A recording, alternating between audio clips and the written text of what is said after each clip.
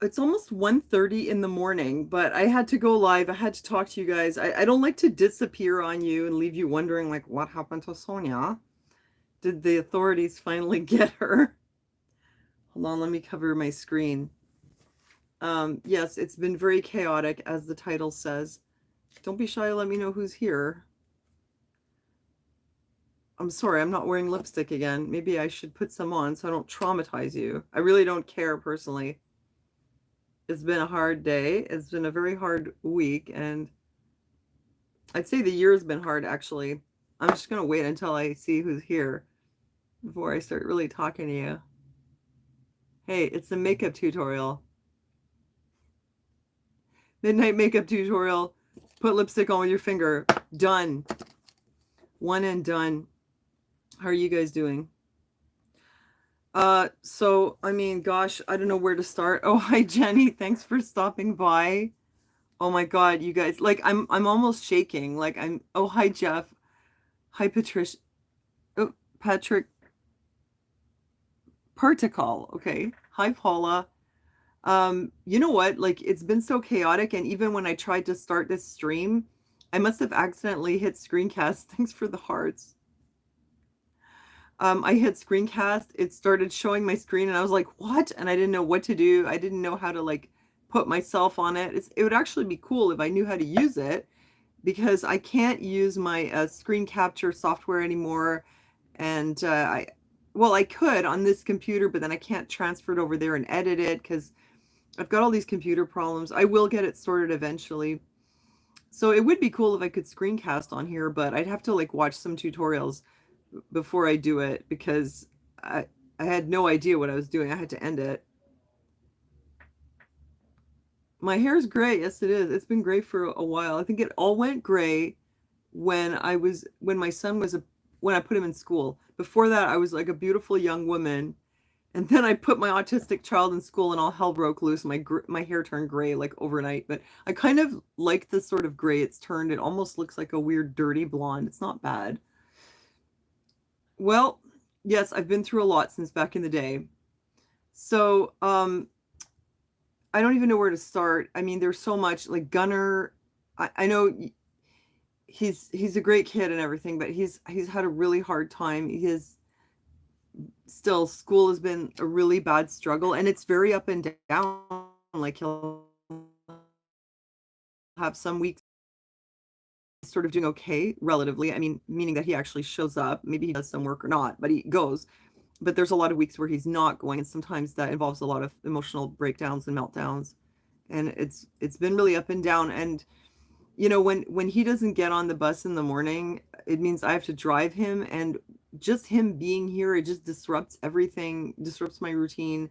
I can't get started on all the work that I have to do. I end up having to make all this food for him and coach him to get dressed. Believe it or not, yes, still have to.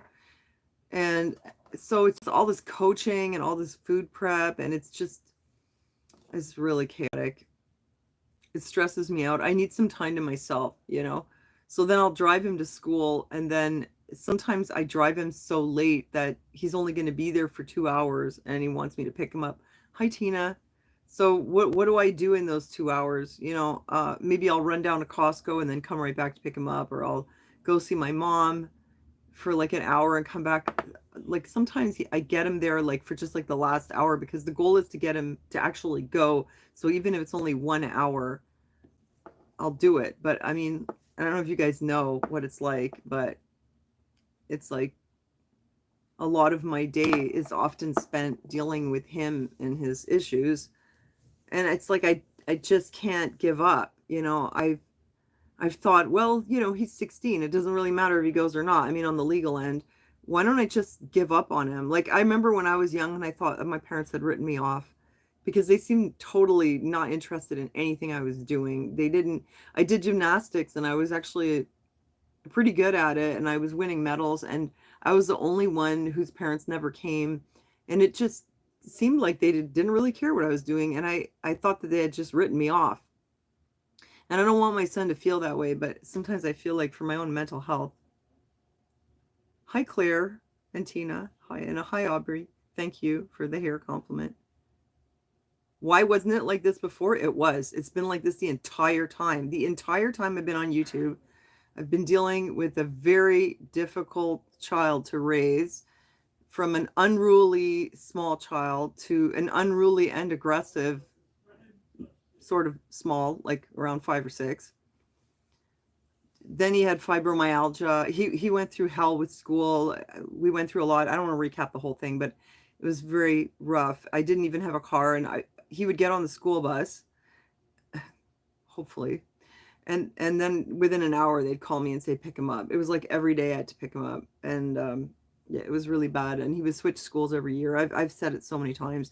It was just very intense, and then it did get better in his teen years. Like, he got into this school, and it's been sort of okay for the, well, last year he was okay up until he got sick, and I made a video where I took him to the doctor. He had this awful sinus infection. He ended up missing like a month of school because of it. I kind of wish the doctor had given him antibiotics.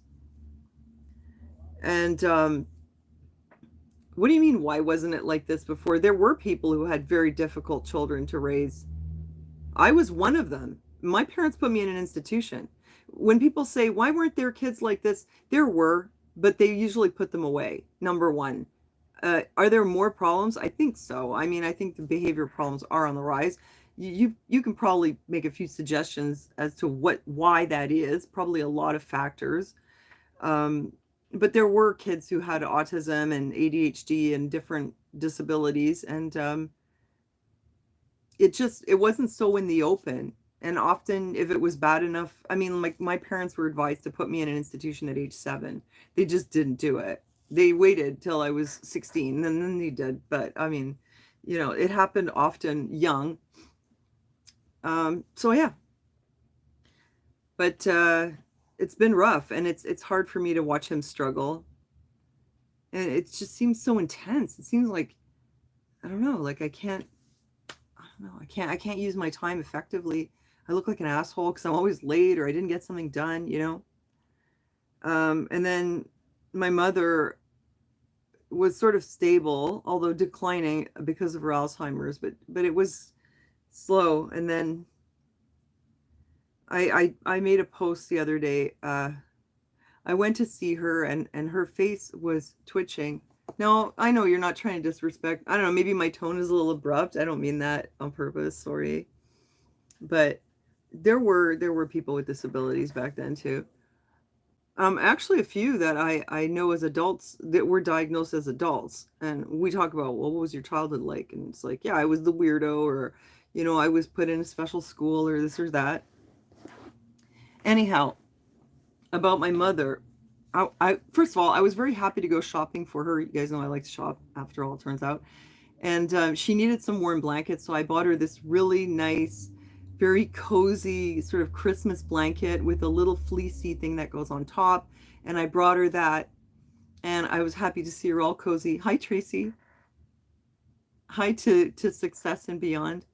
And I cozied up my mom, and she has like a nice little setup. Hi, Shannon. Well, they all, I can't even say it. I feel like crying, honestly. Like, I feel like I'm in a horror movie. Do you guys ever feel like you're literally in a horror movie, watching something terrible, like absolutely horrible, unfold, and you can't do anything?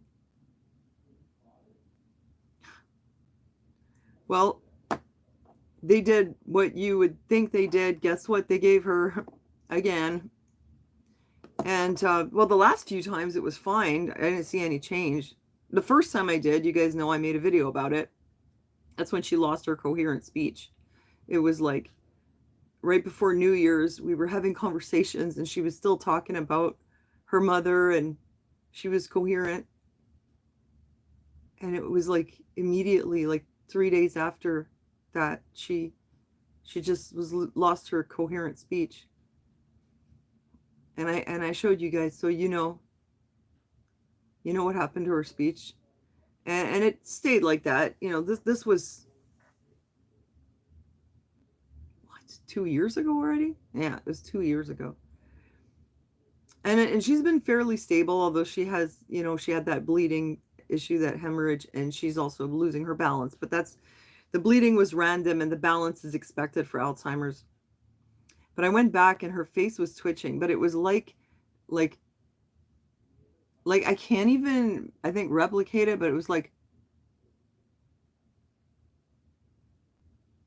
kind of like twitching all over her mouth and her eyes and her forehead, and it was just bizarre. It was like, it almost looked like if somebody was having a little seizure, you know, and her hands were like jerking, and her body, and she was lying in bed, and she was lying there, and she was just, her whole face was twitching.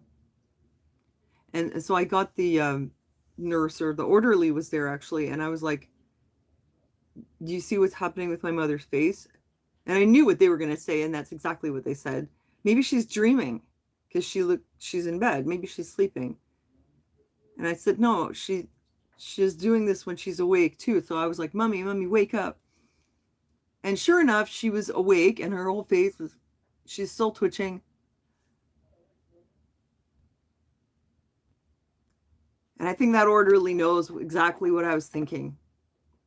I was like, so what do you think it is? I mean, she's on some medications, but she's been on them for a couple of years. And she never had anything like that. And I know what tardive dyskinesia is, and that wasn't tardive dyskinesia. And it was also not what do they call them? Myoclonic jerks? Is that what it's called?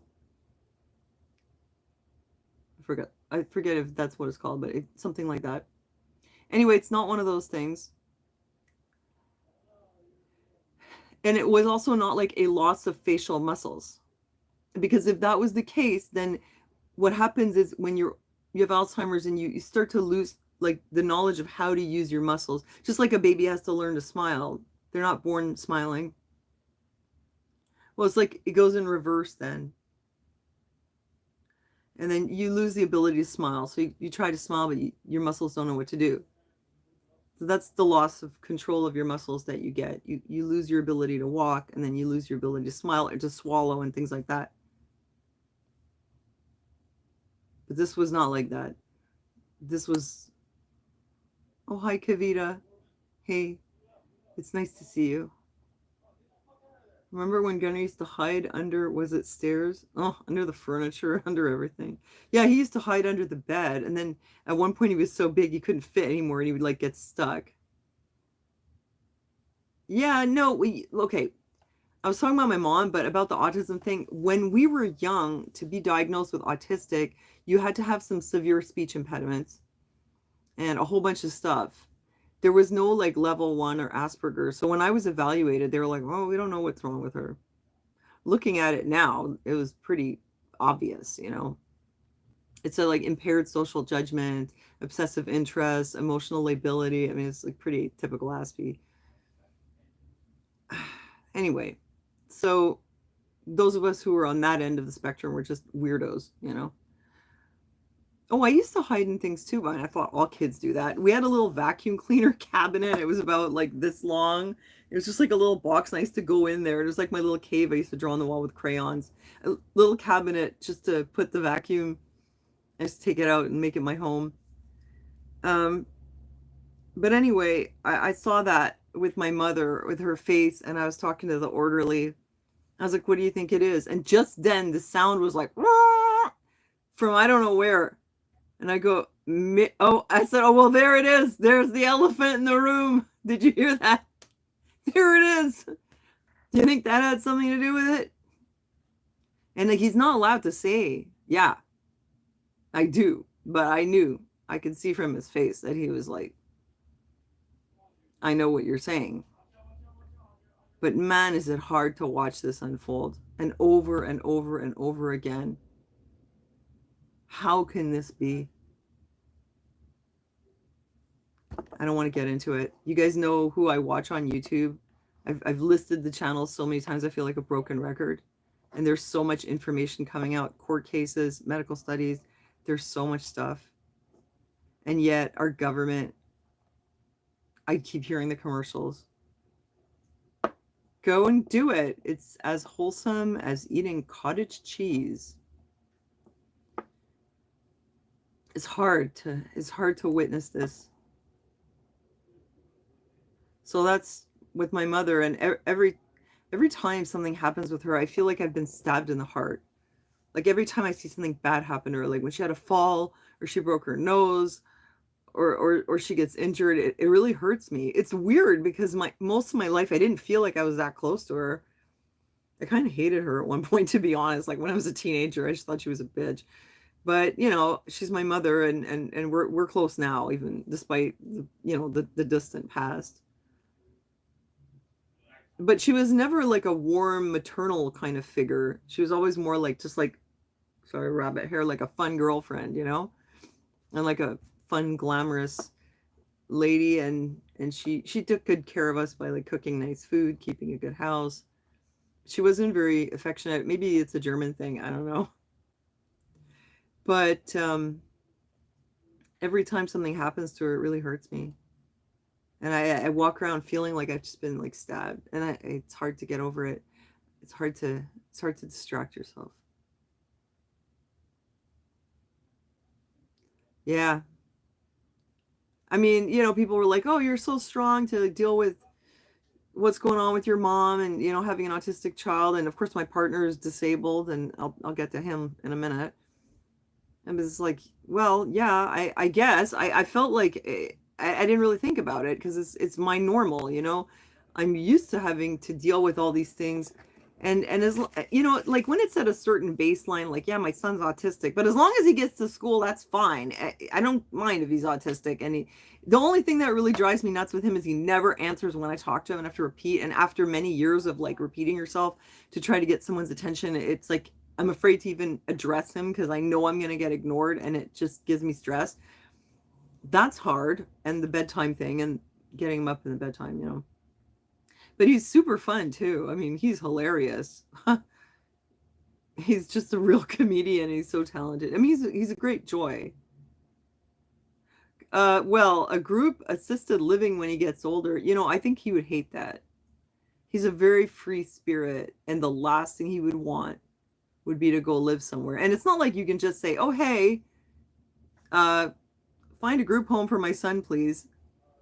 This is Quebec. I don't know how anyone gets any help around here anymore, but there are not a lot of resources, and I think you have to be pretty heavily disabled. And those places have people with schizophrenia in them and all kinds, and it's not a nice environment. It's not like it's not really, I don't think, a safe environment either. you know and I think he deserves better. I don't want that. And that's basically what my parents did with me, right? And I was 16. So I guess they got to the point where I'm at, where they're like, I can't deal with this anymore, I'm gonna lose my damn mind. Okay, get her out of here.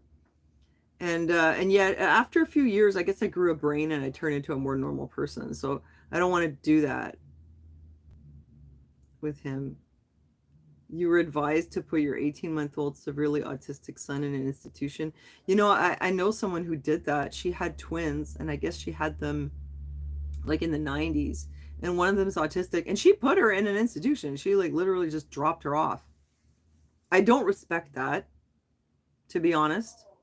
I mean, I know that it's hard, and I know that you don't really get much help, but to just like literally just drop your kid off, I don't want to judge, but my true feeling is like, how could you do that? It was a baby.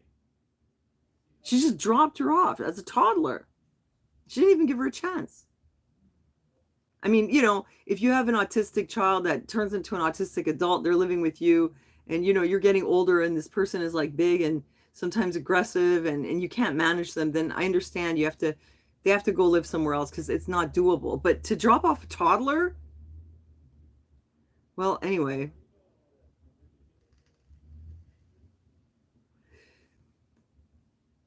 Well, thanks, Sister Sunshine. See, my son looks really normal. Like if you see him, you don't see the disability. He's good looking, he's funny, he's like sweet and easygoing, but he has some very serious problems. And I think the school is only now, like with the new principal, they're only now starting to understand. Well, the teachers already knew, but that principal didn't understand. And so he was hard on him. He would like yell at him, and he got angry because Gunnar didn't answer me. He's like, and he ignored me twice. And I'm like, yeah, he's autistic. He ignores everyone. It's very common. How can you not know that? You're offended because an autistic person didn't respond when you spoke to them. Huh. That's incredible because you're the principal in a school with an autism program. How could you even, you know, be coming from that place? Like, how is that even possible? Oh, God, I'm so sick of this. But I think he's starting to understand now that whatever Gunner's doing, he's not doing it on purpose, and he just has really serious limitations. So there's my mom, and there's Gunner, and it's been hard. Like Gunner literally spent all of July and all of August in the living room. He sat on the couch for 2 months. He wouldn't leave the house. He had meltdowns all the time. He's pacing all the time. That's another thing. He paces and paces. And my apartment is very small, so like the constant like pacing, it stresses me out. So I was here, and he was just having these meltdowns all the time, and I was like, I don't know how I'm going to deal with this. I just kept telling myself, well, I can't go on like this forever. But I was concerned because, like I said before, this all kind of like started to unravel when he got that sinus infection. And either it was just that he fell behind in school and he couldn't catch up, and that's why he failed everything. He failed all his subjects except music, everything. They put him in the next year, but he has to redo some subjects. That was nice of them. But this year he hasn't really been doing much either. The first few weeks was okay, and then there was like a month where he didn't go, and this happens again, you know. I kind of wonder, did it all get screwed up because he missed school because he had the sinus infection and he couldn't cope with school and he just fell behind? Or did he get like a re-triggering of his, what he had when he was younger, which was a PANDAS or PANS, which is an autoimmune neuropsychiatric syndrome? That's what really worries me, because some of the behavior is so bizarre. It's like truly like mental illness behavior. And there's the flip side of him being like kind of normal and then yet having these issues. And I guess that's one of my biggest fears, is that it would come. Okay, have you suggested a part-time job to my son who can't even get himself dressed and leave the house? I don't think you understand. I don't think you understand what we're dealing with here. This person is like totally dysfunctional when he's like that. There is no functioning. There is no going to bed at a certain time and getting up a certain time and autonomously getting yourself dressed, feeding yourself, brushing your teeth. There's none of that. And then getting out of the house is like a whole big thing. It depends. When he's doing well, you know, sometimes he'll surprise me, and he's missed the special needs bus and he took the metro a couple times, and I was like, he can do it. But it's like, you know how some people, they go in and out of depression, and when they're not depressed they're functional, and when they're depressed, like, they're totally dysfunctional. It's kind of like that with him. Like sometimes he's really sort of okay, not at the level that kids are usually at 16, not that level of independence, but at least smoothly able to follow the routine with my coaching. And you know, and there's other times where he's like a fish in a fishbowl. He's just like pacing all the time, and he can't complete an action at all. Like, even you say go to the bathroom, brush your teeth, but before he even gets there, he's gone off this way, you know. I don't know. He can't do anything. I just have to lay off him. There's no point pressuring him. It just makes it worse. That's what I found. Trust me, I've tried. But like, he wants an education, he values an education, and he wants to have a job, but he's like, he gets upset with himself being the way he is. He's like, I was doing so well and now it's like I lost everything. It's like he knows that there was a lot of backsliding. We don't know why. I just hope that it wasn't from that infection, because it's like ever since he got sick in November of 2022, yeah, he never really was in school again, and he's never really done well. Oh, methylene blue. Yeah, too much stress makes your son shut down. Yeah, that's it. He just shuts down completely. But like, he's not at the point where he can take a job, because like he can't even like follow a very simple schedule and like get himself up and dressed and go somewhere. He's really dysfunctional. I mean, hopefully one day he will, but if not, you know, he'll have to be on disability. But anyway, it is what it is, you know. It's just, I don't know, it's been hard on me, I guess. I feel kind of burnt out, I'll be honest. I feel sometimes like I'm gonna lose my temper, you know. Like if he doesn't get on that damn bus in the morning, like get out. I'm like, get out of this house. Like that's what I'm thinking. I'm like, get out. I don't want you here. I just can't take it. I need a break. I can't have someone here who's like needing something from me all the time, and the pacing and like all the noise all the time. It's like, oh my God, no. And he's very like fixated in his interests also. I'm just letting you know. And his interest right now, well, he has a few, but his sort of obsessive or intense interest is like, I guess you would say physiology or so. Like, remember I told you he used to like measure his hands against mine like 10 times a day. So as soon as I see the hand coming, I'm like, no, no, not again. I don't want to measure my hands. But he's interested in like all the muscles. He knows the names of all the muscles and cartilage and joints, and but he's constantly showing me parts of his body. And he's like, see this muscle, and he knows like the Latin name. Maybe like, see how it does this when I do that. But it's like that would be fine if it was occasional, but sometimes it's literally all day long. And then after he's like, it's like you're not even listening to me. And I'm like, no, actually, the truth is I'm like tuning him out because I can't hear this anymore. It's like imagine if somebody just talked about, I don't know, baseball, for example, but they did it like all day, every day, like the whole day. And the constant like measuring and stuff. Like this one time he wanted to measure his wingspan, but he did it like so many times and it wouldn't stop, you know.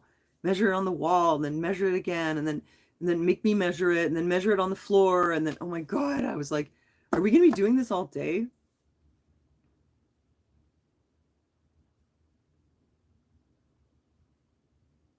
I'm trying to be cool about it, but honestly, this is usually not at all what you deal with when you have teenagers. You know, this is very unusual, and I'll be honest, it's really stressful. And Aaron, he has probably an infection in his bone in his leg, and he has a chronic wound which I take care of, and I've been taking care of it for 20 years. It's just something we do all the time, you know. And it just started smelling, and it smelled like like fish or something. It was really bad. And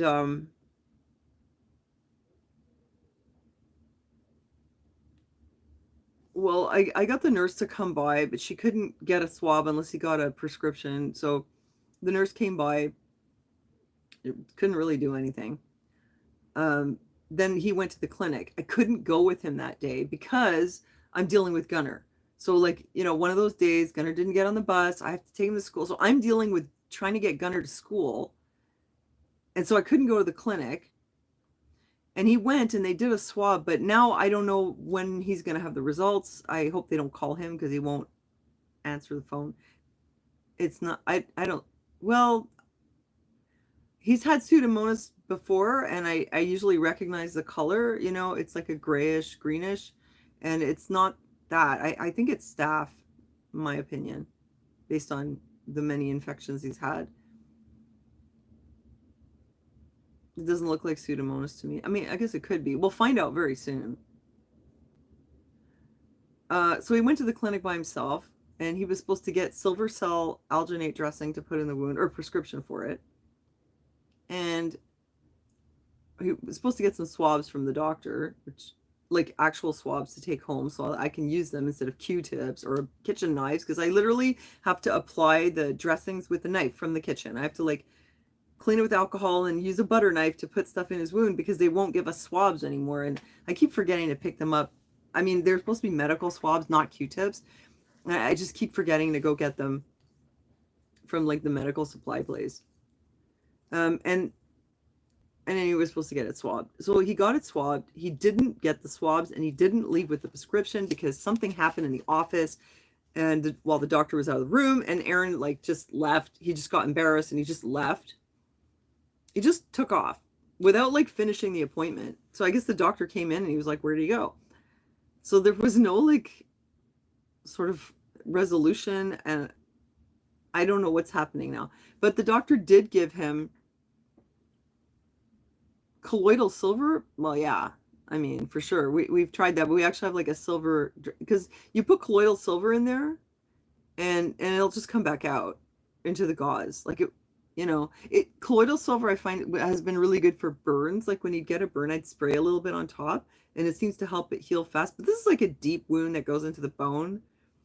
So you can't just put colloidal silver on top and that won't solve it. But anyway, so the doctor gave him a requisition to go to the hospital and rule out osteomyelitis, which is pretty much that's what it is. We already know. And actually he probably had it for a long time. He was afraid to get like surgery. First of all, he couldn't get it.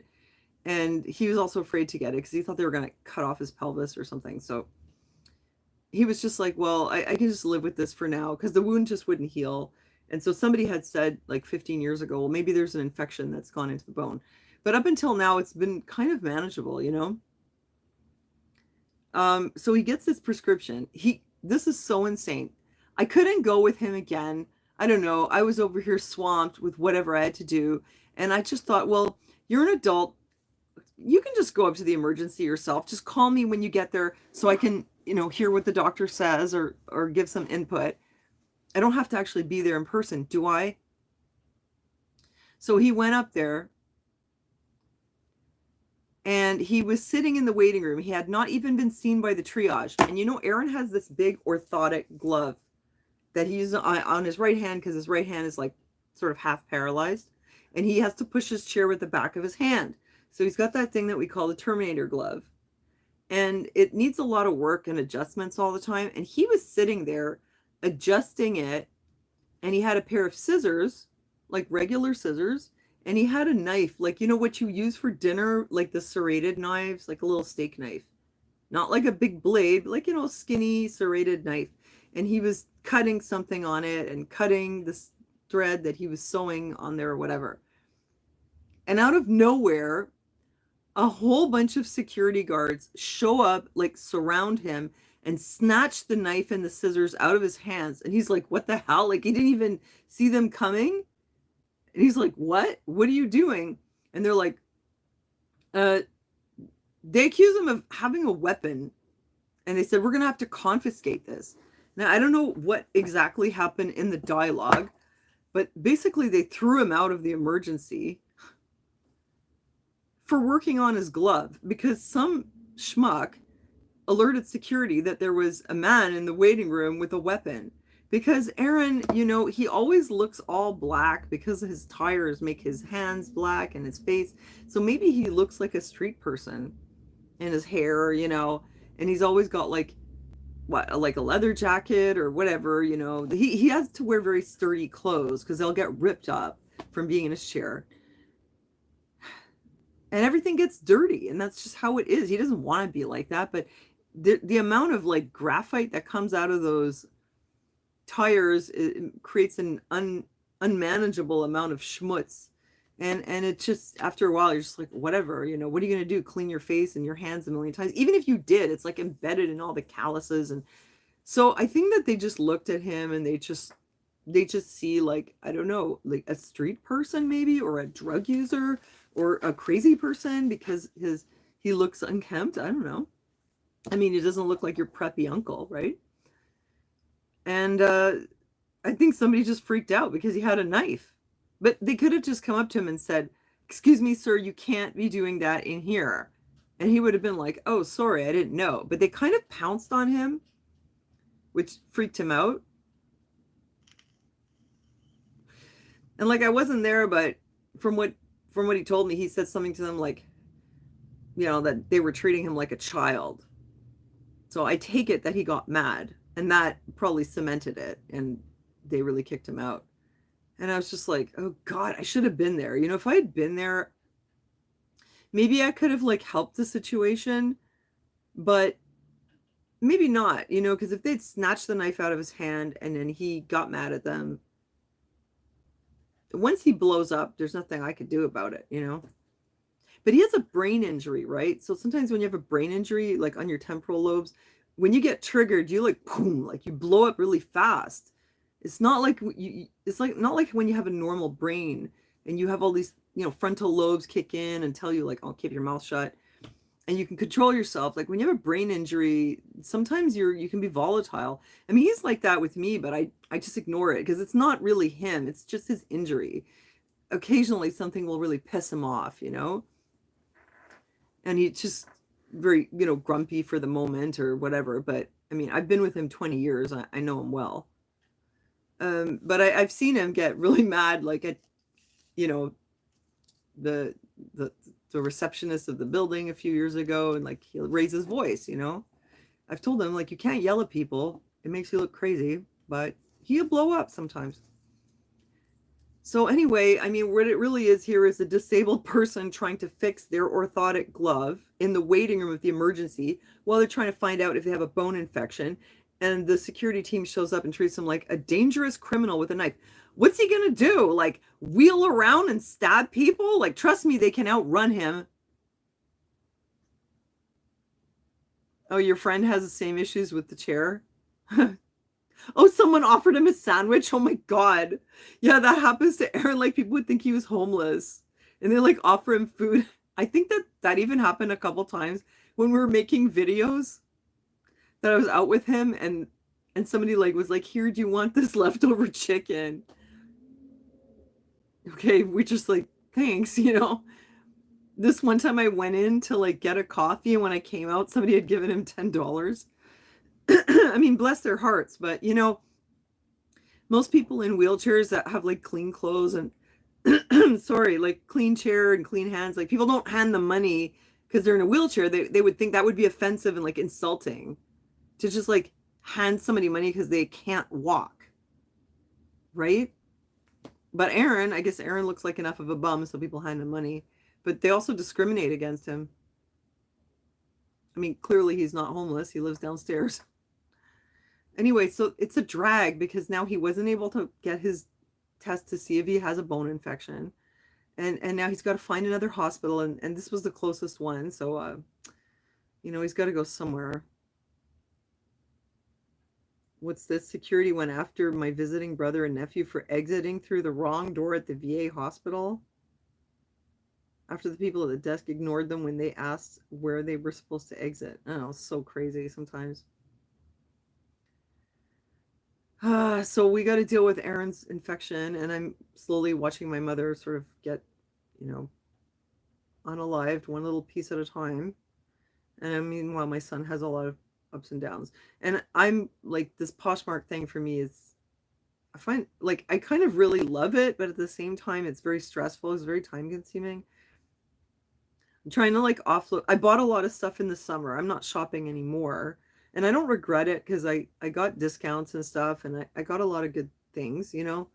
But I want sales. So when I have a day where I don't have a sale or like if I share my listings and there's no like response, there's no activity, then I get worried because I'm thinking well, maybe the algorithm doesn't like me anymore. And like, what's it going to take to like get more traffic? And I should use this virtual assistant, but I don't know how to do it. Like, I don't know how to use it or how to install it. And I looked up like how to how to use it virtual assistant, but they all like assume that you know how to install it and connect it to your account. They show you like what to do once you're in it. And I was just like, I wish somebody would just tell me. If somebody could just be like, well, you click on this and you click on that, and then this is where you do this, and when they ask you for your username and password, it's this or it's that. It's you're creating one or I mean, whatever. I remember when I signed up for Whatnot, I got so confused. And then I couldn't remember, like, did I make a password? What did I do with it? And then it was like, oh no, actually, I think I signed in with Google. Well, anyway. So I have to get that done because it's like all day I'm like trying to share listings and yeah, I'm getting sales. I had 2 today and I had 1 yesterday, but it's not very much. And the thing that I sold yesterday, I gave it to her for $15 with she got the shipping discount because she got it on Closet Clear Out. So I basically made $11, but it was okay because it was one of my old sweater dresses. So it was in really good shape though. And then today I sold, this really nice Hell Bunny dress, which was very fancy. And oh, hi, Glasgow Dave. And she took it in a bundle with a green dress, and it was like a regular Reitman's dress. And honestly, I didn't pay much for that at all for that dress. So the Hell Bunny dress, I didn't. I got a lowball offer, and I refused it. Remember that somebody lowballed me on the Hell Bunny dress like last week, and I counter offered, but she didn't accept. Well, I ended up selling it in a bundle with the other dress for $50, which it might seem like that's lowball, but it isn't really, because that green dress I paid like basically nothing for it. And so it's almost like I got $50 for the Hell Bunny dress and I just gave her the green one, you know? So that was okay. But that's like 2 sales in one day. I don't know. I get stressed out. It's time consuming because I'm spending like my time in the day, like, oh, there's some light. Let's take some pictures, you know? Oh my God. And meanwhile, for some reason, I guess because I've been so busy on Poshmark, like my marketplace like doesn't even have any traffic anymore. It's weird because I think with marketplace I had like built it up because I was all the time posting and getting sales, and they seem to give me traffic. But now like I'll post on there and I'll go see if my listing shows up, and it doesn't even show up. It's very weird. It did show up with the French title because I had my title in French and English. When I googled the English part, it didn't show up at all. And when I did, I'm not googled, but looked up on marketplace, and when I looked up with the French title, then it did show up. But it's kind of weird, you know. I mean, I'm trying. I'm just, I don't know. I'm like a hard worker, you know, naturally. Like I like to just, I have my own interests too, right? My intense interests, and I like to keep busy. So I guess it's hard, like when my, I don't know, maybe I work too much, you know, maybe I shouldn't spend so much time on it, but I feel at the same time like, well, I have to because I need the money because I don't have that much income. So I have to do this. I have to have like side hustles. Anyway, here's the other thing. This is so crazy. You guys remember I told you about the laundromat and the guy who works there who's like the laundry Nazi? Like he's like the laundromat equivalent of the soup Nazi.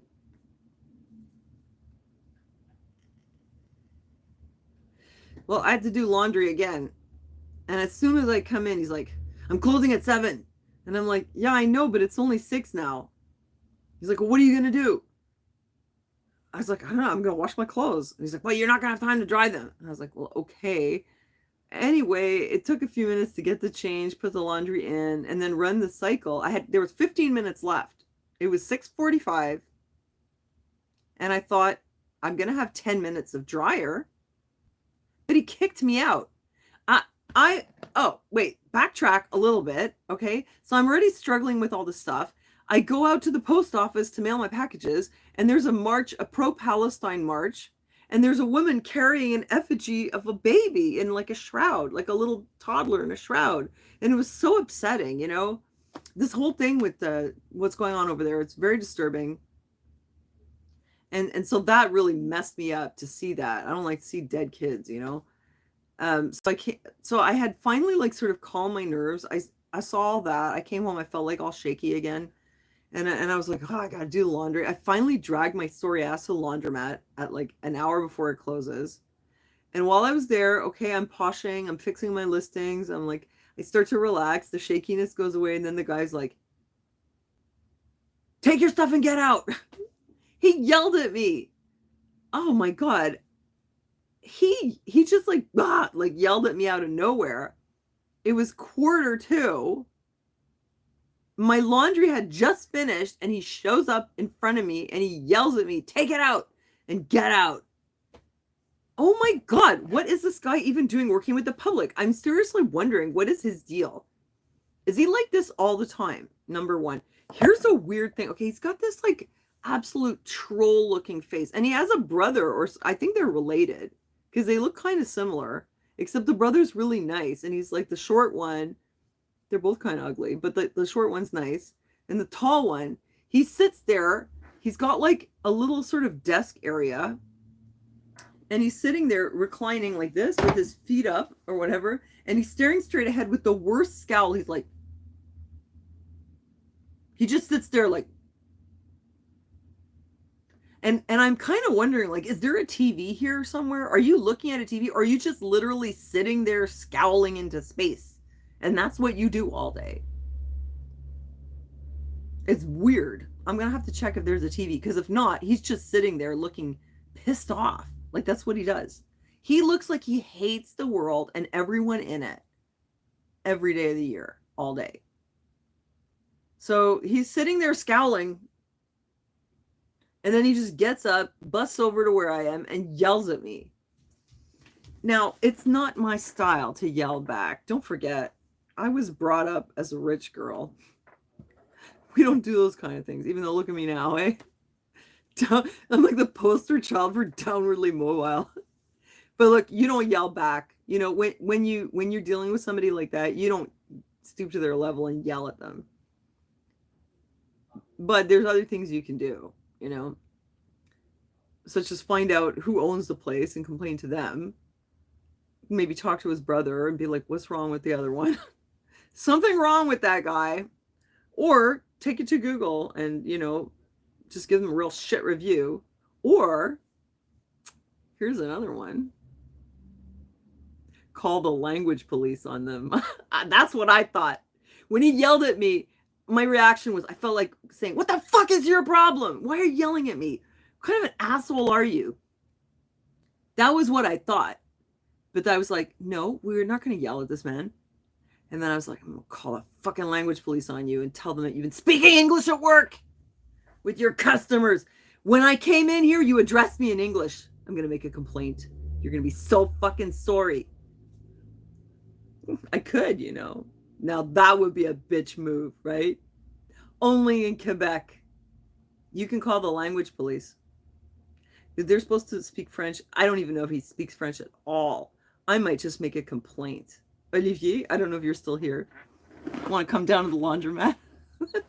We'll take a hidden camera just to prove that when you come in there, he addresses you in English. The fucker. Let me know what you think. That's like Anita's revenge, and I call the language police on him. Fucker. And he got a fine. Yeah. You can get in serious trouble for speaking English to your customers, apparently. Especially if somebody walks into your store and you address them in English. You can get fined for that.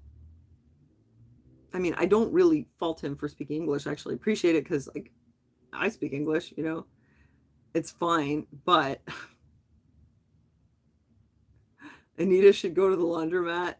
I think he hates me because I'm old. Maybe if I was young and beautiful, he'd be nice to me. I don't know. I seem to have lost my pretty privilege. It's very sad. That's another thing. Like, I feel like I look like shit now.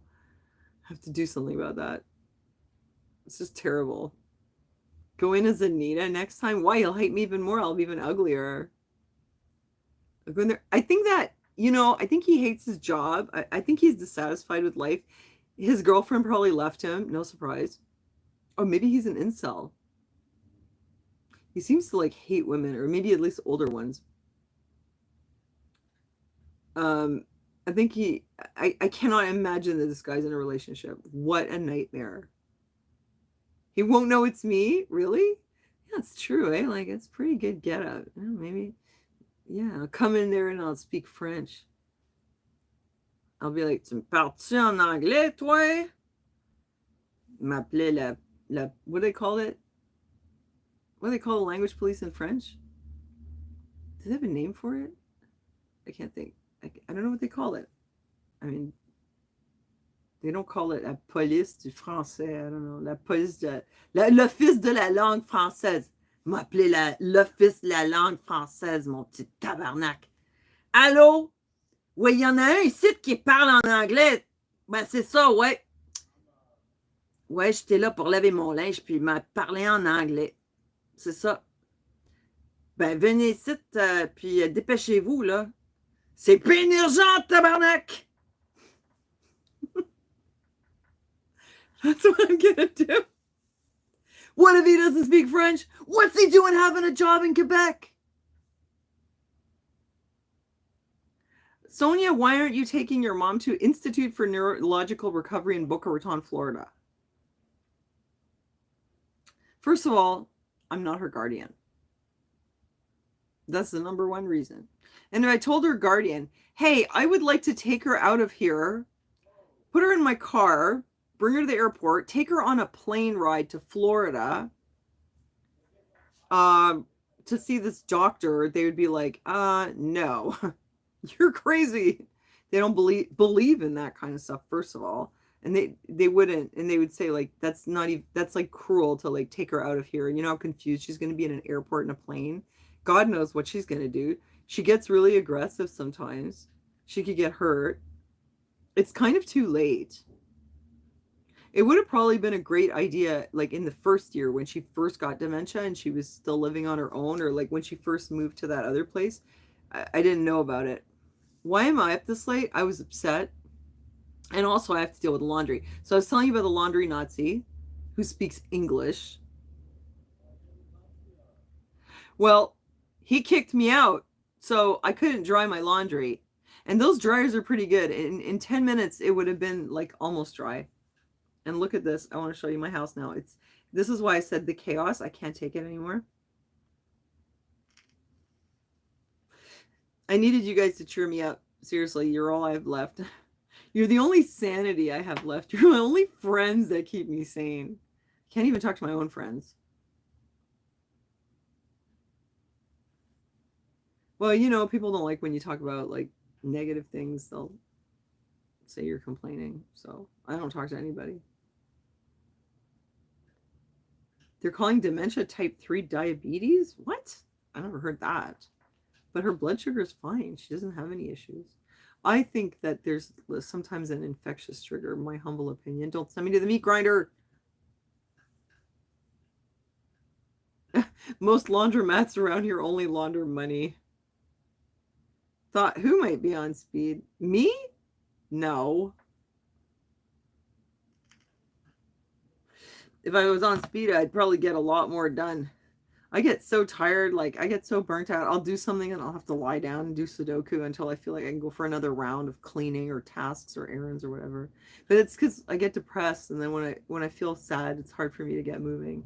So like when I saw my mother like that, I tried to just walk away. I have literally walked away from worse things that happened to me. Like I've been assaulted and I walked away. It took a toll on me, but this was like a really dramatic toll. Oh, you like this? Thank you. I think I got this in Poland. It's amber. Well, I figure, hey, you know, like it's cool if I come on here late, I talk to people that aren't usually around, you know? You cleaned half your kitchen and quit. I can relate. I mean, sometimes I'll really like, I'll be like, okay, I'm going to get it done. I'll bust through the kitchen. I'll clean it. But then it's like, there's like a mountain of stuff to do in the other room. It's, oh my God, it never ends. But I do have 4 rabbits, but my rabbits are already like 9.5 years old. They're almost 10 years old. So I think my life will get easier when I don't have so many rabbits. Not that I don't want to have them. I love them, but it's really hard. 4?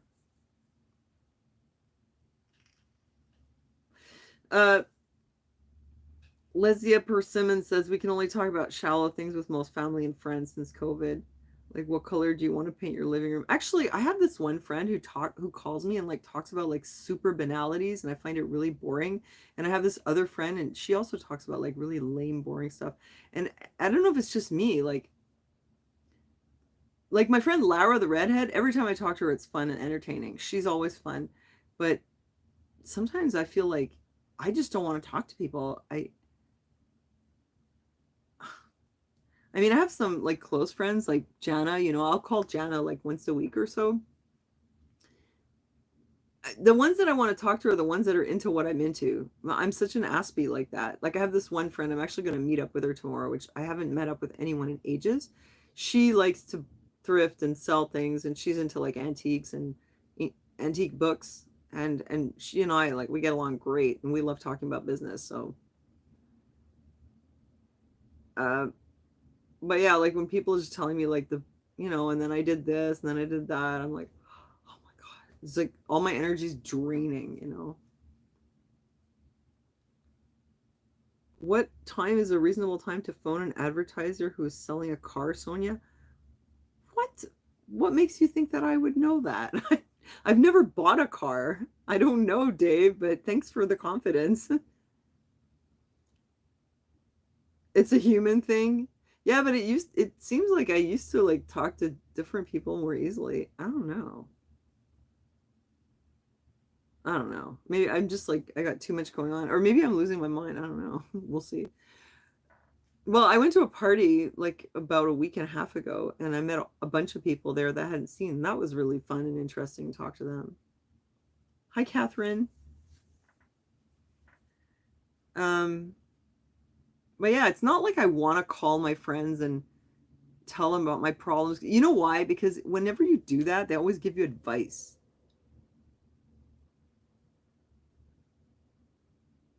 And I don't like when people give me advice.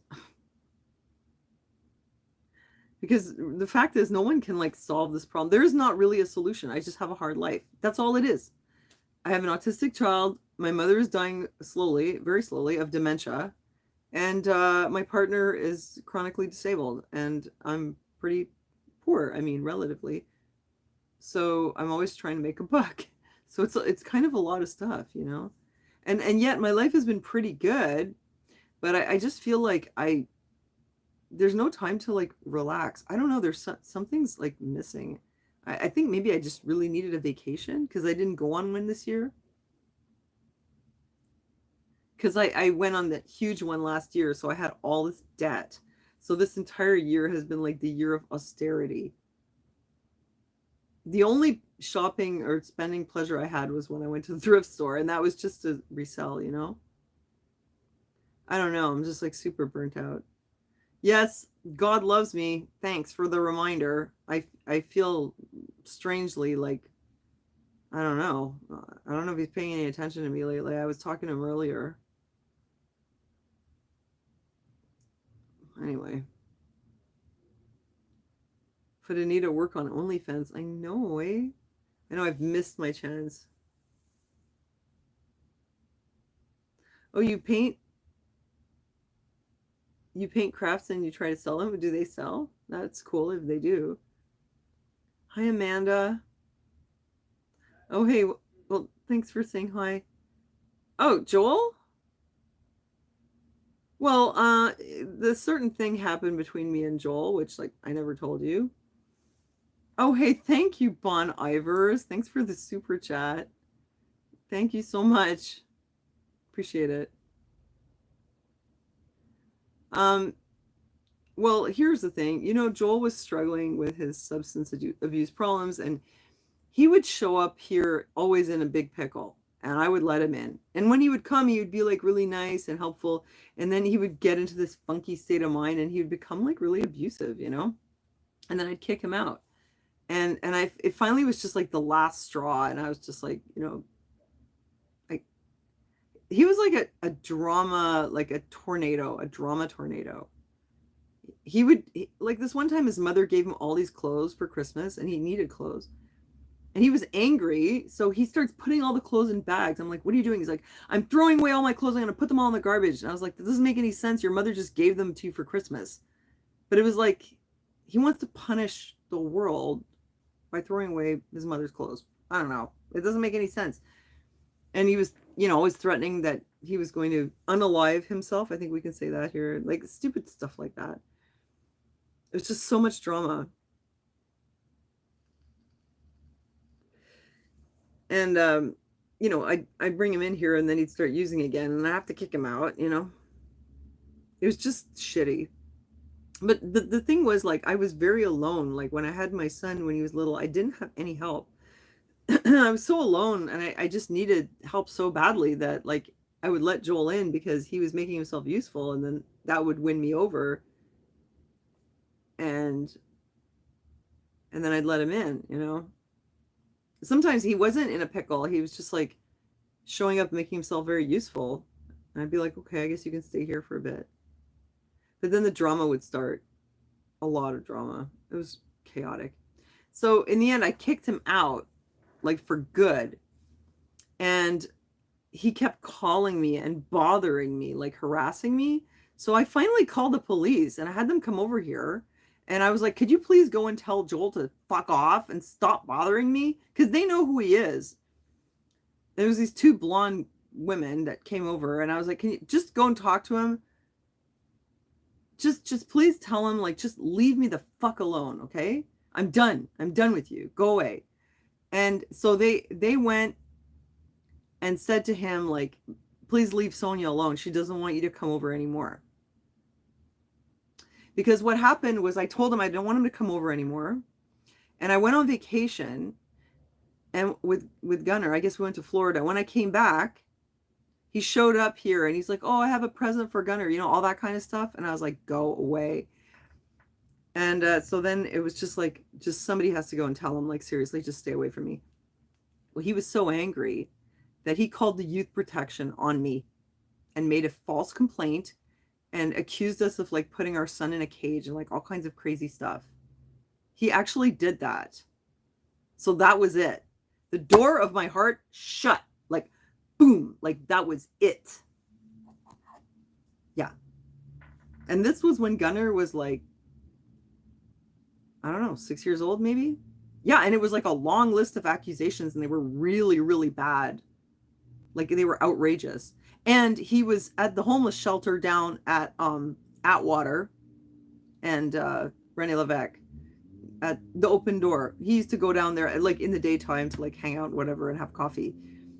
And I knew a guy, Caleb, who was working there. And Caleb told me that Joel was like practically incoherent and he was mumbling something about, I'm going to get her back for that. And then all of a sudden, I was at like a doctor's appointment with Aaron. And I get this call and it's the youth protection. They're like, well, we had a signalement and we have to come and investigate. And I was like, you know, oh wait, no, that was another time. No, that was something else. That was something else. That was crazy too. But yeah, anyway, they called me at some point and they're like, yeah, we're sending somebody to investigate. So the lady comes over and I just told her like what our situation was. And Gunnar at the time was going to school at the Jewish General Hospital. He was actually at school at that hospital. And Joel had told them that I was like snorting drugs and like all kinds of crazy stuff. Snorting Adderall, I think it was.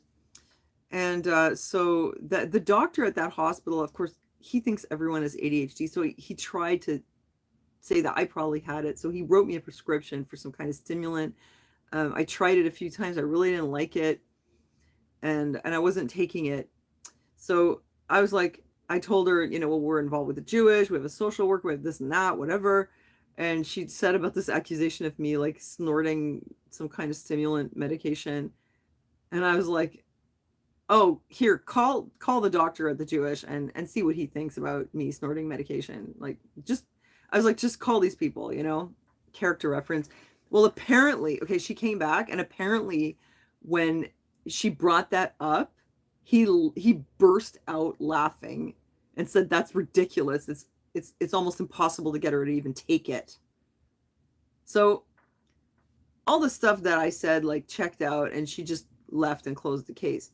But boy, wow, Joel, he went there. He actually did that. He tried to hurt me through my son by doing the worst thing you can do to a parent, which is to bring the attention of the Child Protective Services onto you for false accusations. Can you imagine? So now you know what kind of person he can be and why I don't deal with him anymore. He's called me now and then and I'll be like, you know, he wants to let me know, I guess, what's going on in his life. And as far as I know, he's like living with his mother and he's pretty much doing the same thing he always did, which is nothing. You know, Joel has never been a productive person, really.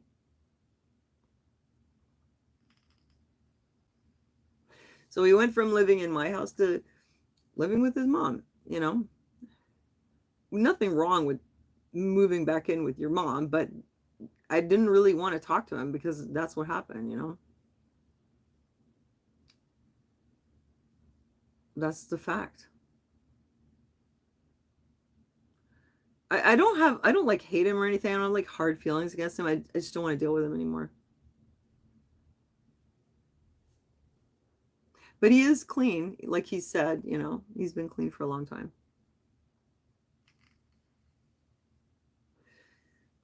So yeah, so they're Amanda now. Like I never told people the story. This happened 10 years ago. And you think you know my whole life on here, eh? Because I come on here and I talk about all kinds of stuff that's going on, but there's a lot that you don't know. It really, sometimes I think it really looks like I put everything out there, but I really don't. No, no, no. I don't think he's like abusing anyone. Uh, Joel was just, you know, an addict. So like he was very unstable because of these drugs that he was taking, and it was really bad, right? When he's not using, he's a lot more stable, but he's just not like, you know, employed or whatever. I mean, when I talked to him on the phone, he sounded like he'd mellowed out a lot. I only wish that he had gotten to that point and mellowed out like that 15 years ago, like when we were actually friends, or, you know, he was my ex. I mean, if he could have been like that, you know, I don't know, he's still kind of intense though, but not hostile. Like the amount of hostility that was there in him was just unmanageable. You know, being in a relationship with someone who has that kind of hostility, it's just like, I really tried, but you know, his problems were very serious. Like he said in his videos, you know, he had this chronic pancreatitis, so he's actually in a lot of pain, and so then he was taking all these painkillers because of it, and so that's why I kind of was like, well, he's sick, you know, that's why he takes these things, because he's got pain and nobody will help him, and it was sort of true, because they would be like, oh, you have an ulcer, and you know, go away, right? And then it turned out he had chronic pancreatitis.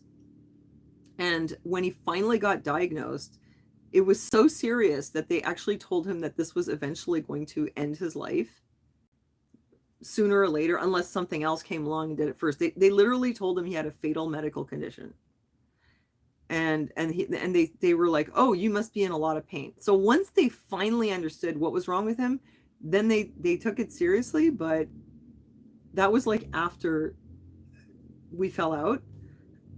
And in that same appointment, they offered him to get on the list to be one of the first people for MAID, which you know what it is now, which is broadened very much for not only people with a terminal illness or at the end of life, but really anyone, you know, anyone who doesn't want to be here anymore, basically. Um, that's what they offered him. And he was like, what? No. And I think it was a wake up call for him. And he did change somewhat. Yeah, I mean, he's not as toxic as he was, but he's just too intense for me, you know? And also, like, when someone has betrayed me like that, I can never trust them again. Never. So, it's done. Um, sorry, guys, for all this frogs. So, back to the laundry, though. This was the thing I wanted to tell you. Like, I want to show you how unmanageable my life is with the laundromat. So, look what happened. So, the so-called, like, laundry Nazi sent me away without being able to use a dryer. Because he really wanted to close on time, and I guess I wanted to use it for 10 minutes, but it was, like, too late, you know. But anyway, I did my best, but I got there late anyway. So look at this. Okay, so now I have laundry hanging here. I just want to show you, there's been some improvement. My rack has shrunk. I sold a bunch of stuff from here. Oops. So this has gotten a bit better. So this is all the stuff this stuff here has to be dealt with and listed. This stuff is just like, it's delicate and it's just sitting there. These things are slowly emptying. That's actually just summer clothes, which I got to put somewhere in this. That's like men's clothes that I need to list. And these are some curtains that one day I'll put up.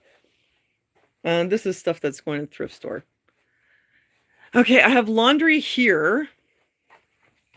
I have laundry hanging on the door. Why are all the lights off? Oh, Gunnar, don't do that.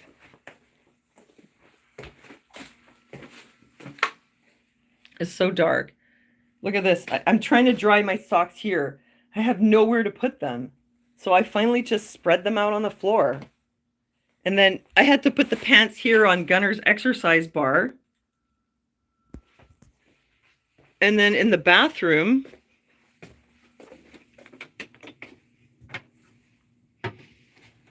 this is where I was hanging all the stuff, which is moved aside now because guess what? I also had to do hand laundry. The tub looks like this because Gunner used a bath bomb. So now I have another job. So I was actually going to do my hand laundry. I was thinking, this is too miserable. I can't cope anymore. I'm good. I know my whole place is like overrun with clothes. It's crazy. It's like, it's so weird, you know? I was going to say, it's almost like some kind of like private hell for just for me, you know? But I was going to put the camera on and like do my laundry pressing. And then I just ended up like talking to you guys. Look. Okay, so I've got clothes here. Oh, there's some there. They're literally everywhere. They're here. They're here. This one has to be rewashed. We have these and those, like I showed you. And then every piece of furniture in the house has to have clothes on it. And then over here, some more clothes. They're just everywhere. My whole house. Oh, hey.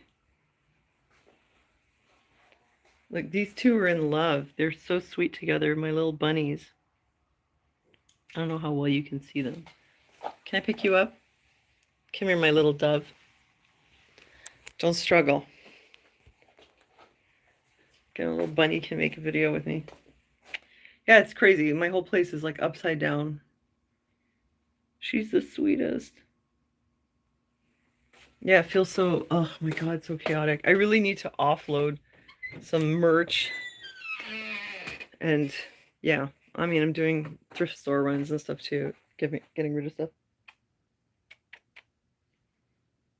Yeah, I'll let you have a good look at this little bunny. Bunnet. Oops. I'll put this down for a second. Don't jump. Oh, so yeah, like I have to clean the kitchen and all the dishes, and I'm trying to like sort out all the stuff for Poshmark. And I've got laundry all over the house. Oh, Shellen, Stephen Shellen? No, he went out to like BC for a while, and he was doing like the, you know, living the hobo life. And then I think he went to Ontario, but I haven't talked to him in a long time. Let's enjoy little Bunnet. She's such a good girl. The rack shrunk. It did. Yeah. Oh, it's better. I also fixed it. It was like, it was leaning over, and one day I was just like, damn it, I'm gonna fix it. Oh, sorry, your little dachshund passed away. I'm sorry. I know it's so hard, eh, when you lose a pet. Oh, he was 15. It's so hard. And we love them so much, but they don't last forever. But let's enjoy her while she's here. She's really, really sweet. She's a good girl. She's so plushy.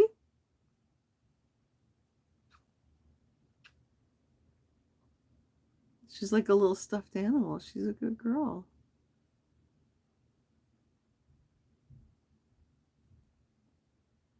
She's so sweet. I think she's going to be with us for quite a while, though. She's very healthy. Mo, on the other hand, he's becoming like a rickety old man. Like if you put him down and it's too fast when you put him down, he'll like fall over. Like he's losing his balance. Yeah, she's calm and she's sweet. And she's the one that puts Gunner to bed at night. Like if he's having trouble sleeping, she's in my ear with her little bunny feet. Yeah, if Gunner's having trouble sleeping, I'll just, what is your little foot doing? Oh, you're so cute. She's so sweet. Do you guys remember Mouse, my foster rabbit that I had last Christmas? They gave her away. I was like, oh my God, I can't believe. But I couldn't have taken her. I have too many already. Do they need another rabbit? I think it's better when they have another rabbit. She's in a couple with Mo, and he's always like doing this. He like puts his head on top of her and guards her. Oh, she's an albino. I don't think she's blind. She's such a good little stuffy.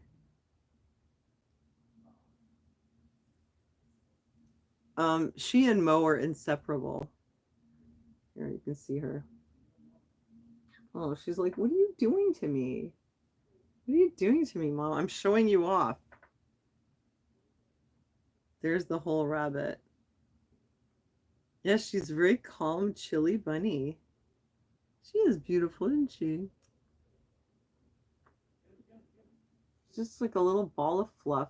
We call her the little dove. She is soft. And she's always clean. Unlike Mo, he tracks all the dirt and stuff. And she doesn't shed very much. And look, her face looks a bit like a koala because she has a brown spot on her nose. And I love the way rabbits' mouths are like a little upside down Y. This looks like a teddy bear. You're allergic? Oh, that sucks. Yeah, it's my little stole. She's very calm and sweet. We call her the little nurse. I've told you that.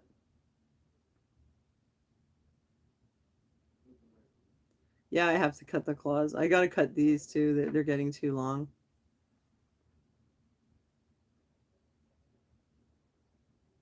Yeah, I've had rabbits since I was like 20 years old. I've told you before, but in case you didn't ever hear the story, when I was like 8, I went down to Maryland and it was Easter time and we stayed with my parents' friends and they had 2 kids and the grandparents gave them these beautiful stuffed rabbits for Easter and I was like, "Oh, I want one of those." But I didn't get one. So I was like, "Oh, really sad." But I think at the time I already liked rabbits a lot, but I didn't know it. I've had rabbits for 50 years. No. Well, I'm not 80, or 70. I've had rabbits for like 30 years. Long-term rabbit parent. So then I was 20 years old. I saw a girl walking downtown with a rabbit, just holding it like this. And I was like, oh, you can do that? I never even thought of it. I never even thought of getting a rabbit. I just thought it was like a farm animal. So I immediately went to a pet store and bought the first rabbit that I could find. And she lived for 15 years. Mm.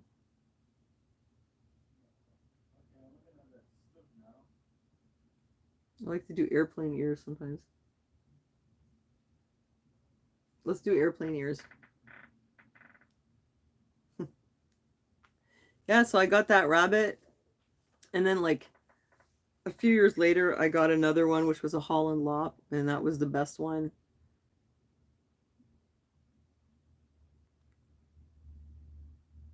Oh, you suddenly got allergic to cats, rabbits, and horses? Well, that's weird.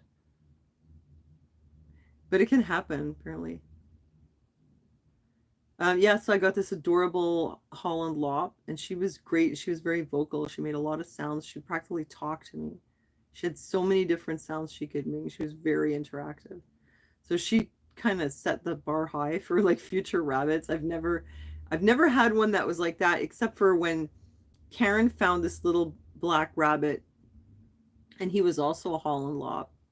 And she brought him to me because somebody dumped him outside her building. She saw them like just drop the rabbit off and she went and got him, brought him over here. She knew that once I had him in the house, I'd be like, go, let me keep him. And they found someone to adopt him. But that little rabbit, it was like love at first sight between me and him. I named him Gromito. And he was very active. He wasn't as vocal as my Holland Lop, but he was very affectionate. He was like running circles around my feet, but he pissed on me all the time. He would like spray me and spray the bed. It was like, oh my God. That's what they do when they're in love with you. Oh, really? You were conceived when your dad was in Da Nang? So, does it, I guess that, were you conceived over there? Or it was like after he'd been exposed, I guess. Yeah, I'm sure there's all kinds of effects from it.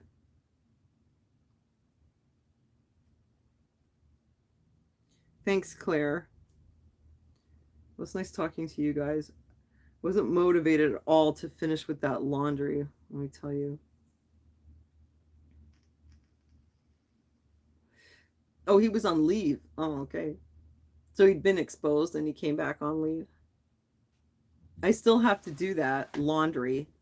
Wait, let me take this with me. This was what I was originally going to do. Well, let me go put the rabbit away first.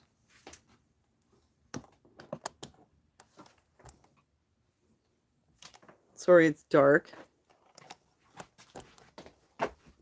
I better make sure that the battery doesn't run out either.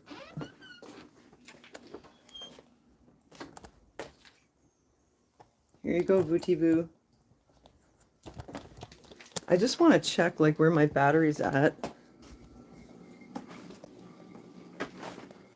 God, the mess.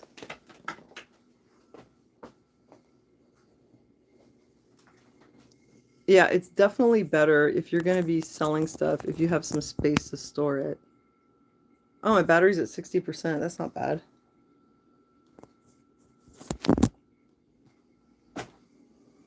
Okay, I'm going to take you with me. I'm going to show you how I do the Russian laundromat.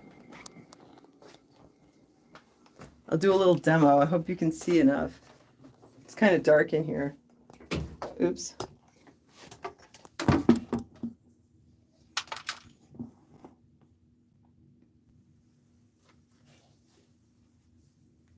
You know, I could actually plug it in. I could plug it in. I'm going to do that because I think it's worth it. Because it's going to suck if it's super dark.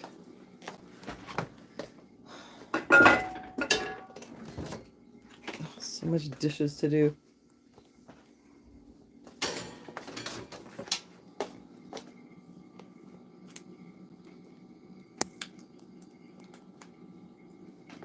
Okay, I have an idea. Oh my God, it's like everywhere I go, I'm like stepping on things. It's, But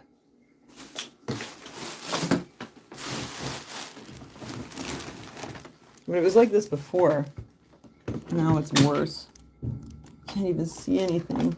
Can't even see where the plug is.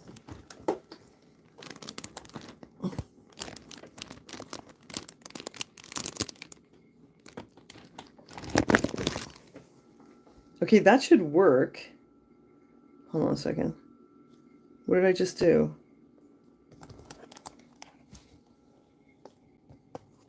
See, like it's so chaotic, right? I mean, that's just me trying to plug something in. Look, I just tripped over the wire again. That's just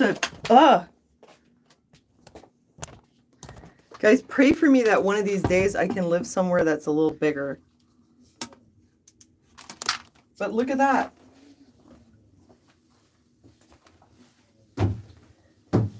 So I can do live streaming. People suggested that I do this for OnlyFans. They were just joking, I think. I mean, if somebody likes to watch me clean. I mean, now I'm kind of worried. I'm like, oh, maybe YouTube's going to be like, dirty, dirty. No, we don't do this on YouTube. No laundry on YouTube. Okay, I'm going to do a demo of how I do my clothes in here. Hold on a second. First, you get into the bathtub with all your clothes on. Yeah, it's a laundry wringer. Get in the tub with all your clothes. There it is.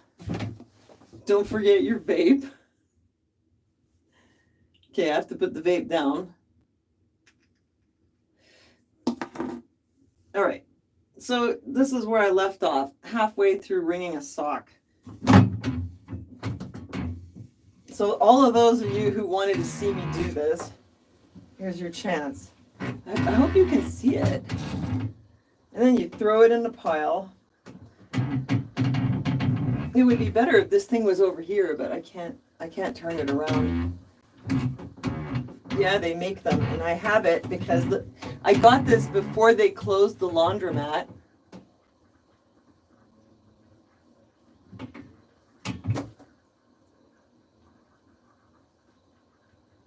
Thinking I should put it over here. I hope this is a good enough view. Take the underwear and you wring it, but you have to grab it on the other side. There's not that much water in these. They were on the top of the bucket. So I bought it before they kicked us out of the laundromat because it was so expensive to do laundry down there. And I can do my little clothes and like Gunner's underwear. And let me tell you, in the summer when I could use the washing line on the balcony to dry the clothes, it was doable. I mean, for these little items, it was really doable. But for like heavy duty things like jeans, or especially Aaron's clothes, not doable. I tried and it was awful. Trying to wash his jeans with all the graphite from his tires that gets everywhere. Trying to wash that by hand, that's just too much. So I don't know if you're ever thinking of getting one of these, but this is a Caliger. And I had a video that I did where I showed you like what happened when I first got it.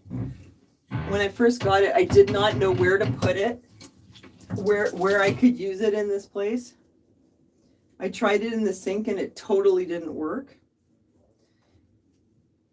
And then finally I put it in here and I came up with this system on this board. And actually I don't even take it out of the tub because I have nowhere to put it. So I just slide the whole board down to the other end of the tub when we want to take showers or whatever. It's always there. It just occupies the space down there. And the rollers are stained now because if you wash jeans and they bleed color and then you wring it, it'll get into your roller.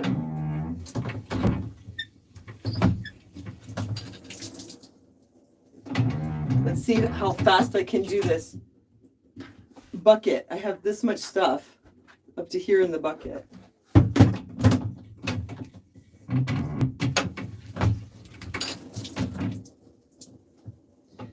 I don't like to flatten them out because like the thicker it is, the more water it gets out.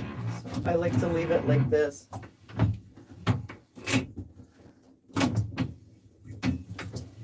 There's more pressure on it.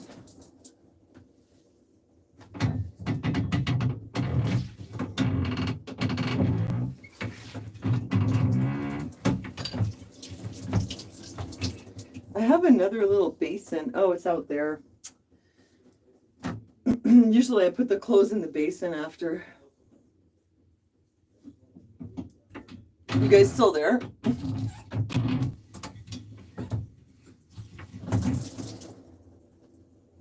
And usually I would have the water go back into the bucket so that I'm not sitting in a lot of water. But these clothes don't really have much water in them.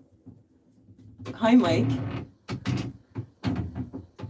Yeah, usually once is enough, like for little things like this underwear. It's pretty good. I'll do it one more time just to see if I get more out of it, but I don't think I'll get much more out of it. Oh my God. Okay, it's too thick. That's too much. It won't go through. Oh, yeah, no, there's still water. You see it? There was still a bit, so I guess, yeah, I could do it twice. Okay, there's my underwear.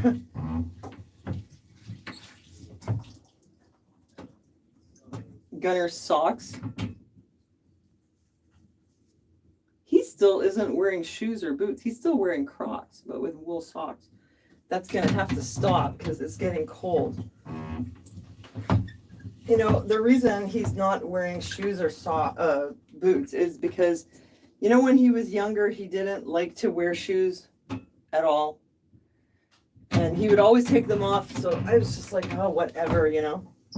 I just want to get from point A to point B. So if he's not going to wear shoes, then fine. At least we're getting to where we have to go. And his feet are like a caveman feet because he never wore shoes. They're spread out. So like usually people's feet have like this sort of pointed shape, but his feet are kind of like this. Like they flare like this. I think that this is probably what people's feet looked like before shoes. I'm a very strong person. Yeah, watch me go with the crank.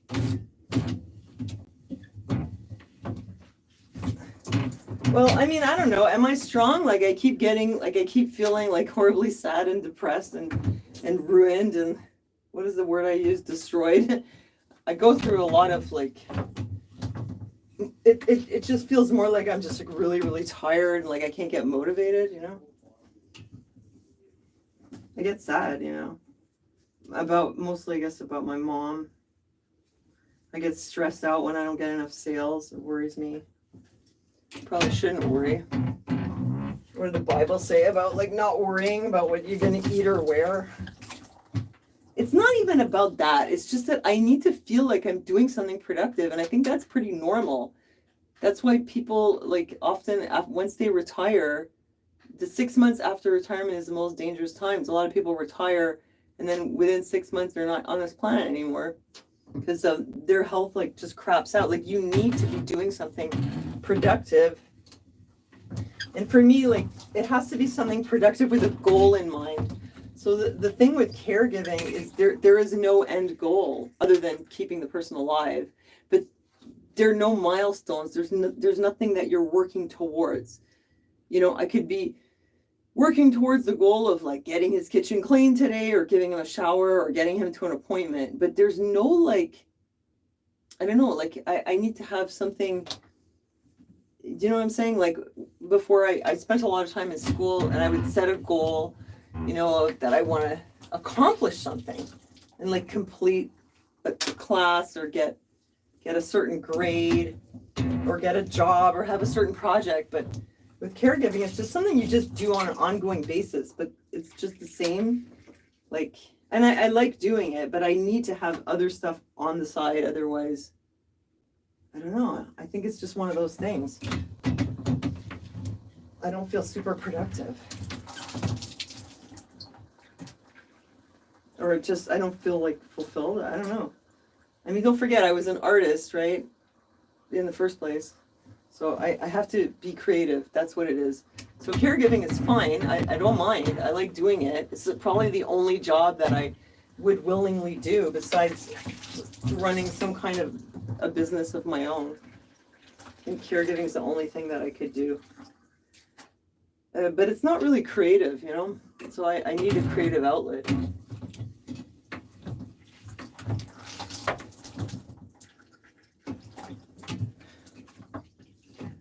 So I've been doing my little laundry and even Aaron's shirts and stuff by hand. So that's not so bad. How long did it take for me to get through this bucket?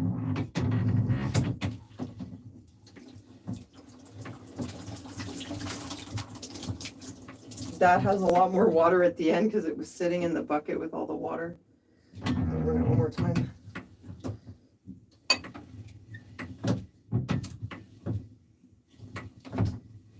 Well, that went a lot faster with you keeping me company. Hi, beautiful awakening. Well, I was just doing my laundry by hand and I wasn't very motivated, so I thought I'll bring you guys with me and I'll show you how I do it. It's more fun when I have some company. Before that, I was just telling you about different things, you know. So that's it for the laundry.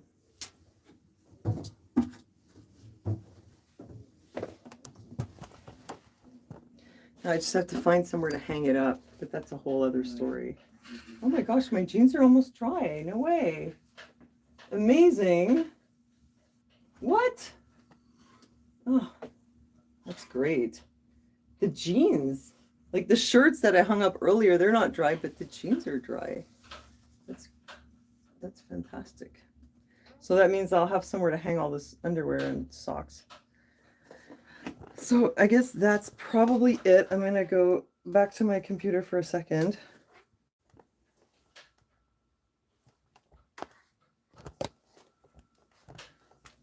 just to say goodbye to you.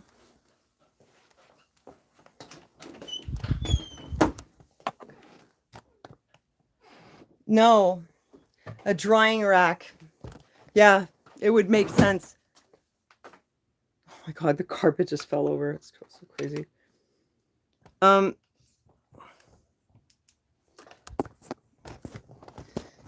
Yeah, Erin has a drying rack downstairs. Oh, thanks, Bon Ivers. Thank you so much. Thanks for the tip for my OnlyFans laundry. It's a joke, YouTube. It's a joke. I'm always like paranoid because as a woman, everything you do could be taken as like being, you know, it's a sexy time. Thanks, Joey. So a drying rack. Do I have a room? Do I have room for a drying rack? Well, I could put one in the middle of the floor in the living room, but the problem is then everything would be dripping onto my carpet. And that's really the only room where there's enough space to put the rack and be able to still pass it. There's a rack at Aaron's place, but I can't cope with going downstairs. Once I get into his apartment, then I get in the mode of having to clean his apartment and take care of him, and I don't feel like I can deal with it right now. So I'm just dealing with the laundry here, and I'll just have to hang it everywhere because I literally cannot cope with going downstairs to get the dryer rack because I know that I won't just go and get it. I'll go down and I'll start getting it like embroiled in all the things that need to be done down there, and I can't handle it right now.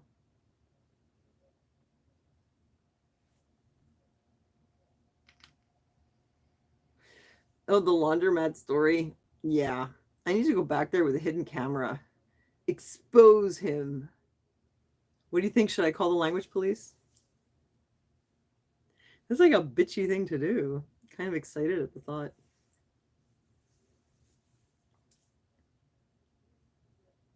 A dehumidifier in the bathroom. Oh yeah, that would probably dry things faster. I saw this documentary once about people. It's not worth the karma. Oh, you think it'd be bad karma? Yeah? I don't know. I feel like something needs to be done about that guy. No, he's like that with everyone, Bon Ivers. Well, I mean, it could be a prank, you know. Call the language police. Yeah, I could. Like, that's the other thing. I could drive to another area. I'd have to, like, get someone to come down with me and watch the laundry while I go get the car. Because the car is across the street now. It's not even in my building. That's the problem. Get the car, load it up, drive to the posh area. But I don't know if they have, like, public laundromats in the posh areas. Those people all have their own machines. But I know that my neighbors actually drive to another neighborhood because the guy is so difficult to deal with. He's so unpleasant. I don't think he wants my attention. He's just like unpleasant to the point where it's scary. I think I'm going to talk to his brother. No, I don't have room for a portable dryer. No, absolutely not. Did you see my apartment? Oh my God, where would I put it? We can barely like pass each other in the kitchen. The entrance, that's impossible because Aaron needs space with the wheelchair. Otherwise, it would have been maybe possible to put it in the entrance, but with the chair, it's like you can't. My room has no room. The living room is full. I was going to talk about a movie I saw. I saw a movie. Oh my God. Yeah, I did kind of. Now I forgot what movie it was. Oh, oh, wait a minute. Oh, yeah. Sorry. Thanks for redirecting me because I forgot. Oh yeah. So what it was it was a documentary about these people in like Siberia, and they were living in these sort of log cabin houses that had saunas in them, which was cool. And it was just all kind of very old school and rustic. No, Aaron's place doesn't have room either. No, with the wheelchair, you need a lot of room to like turn around. So you can't be. And he actually had a washer and dryer, and the court made him unplug the washing machine. Like you're not allowed to have one legally. A blow dryer, yeah, that's an idea, Shannon. I should. I do sometimes. So anyway, they had these nice little rustic cabins. Hey Matt. and with these saunas and everything. And then she was showing how she washes the clothes. So they were washing them in the house, and then they would hang them on the line in the freezing cold.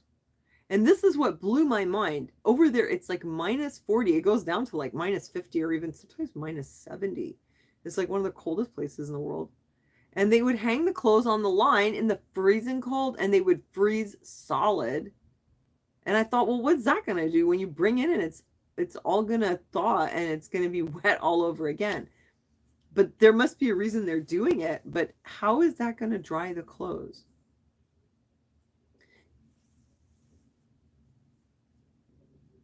Well, it's too cold. I don't think that the clothes would dry. They dry faster in the house. The last time I put my clothes on the balcony in this weather, it took 2 days for them to dry. Well, the reason it's illegal is because there's a clause in the lease that you're not allowed to have any appliances. So technically, I mean, maybe you're not even allowed to have an air conditioner, but people have them. There's one neighbor the other day said that he had a dishwasher and that it came with the apartment. Surprise, because my lease says I'm not allowed to have a dishwasher, a freezer, a washing machine. I had a friend who got himself an infrared sauna and they made him get rid of it. So yeah, that's the lease.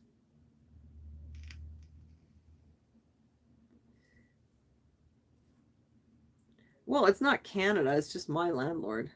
Yeah, hi Pam. Oh, you're not feeling well. That's shitty. Sorry to hear it. It's 3 a.m. Yeah, it's 3 a.m. here too. Yeah, I'm on live. Up all night. I came on at like 1:30.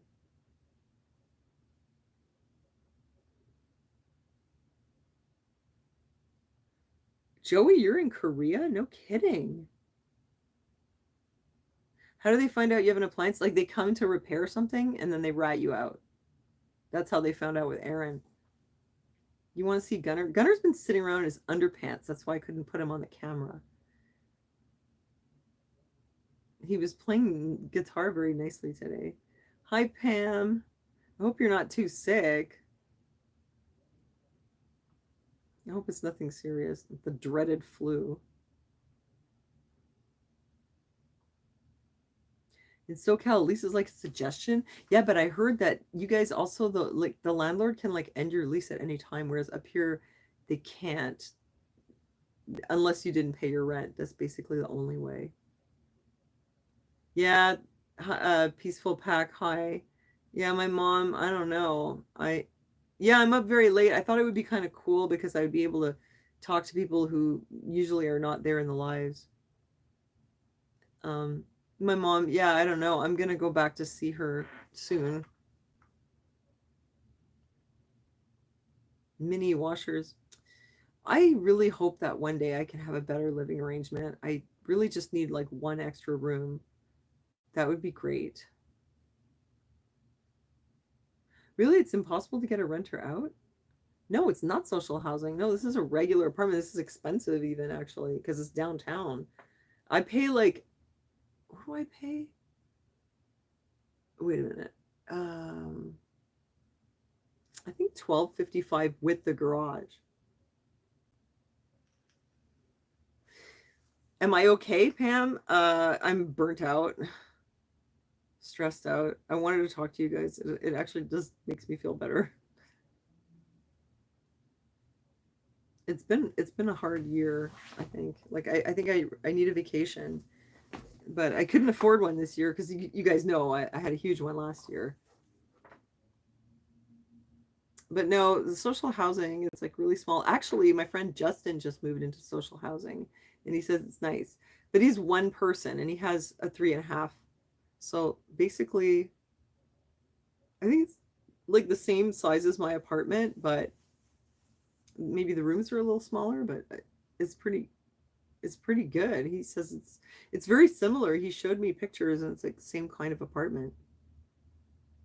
But often the social housing is really bad. Like the rooms are really, really small.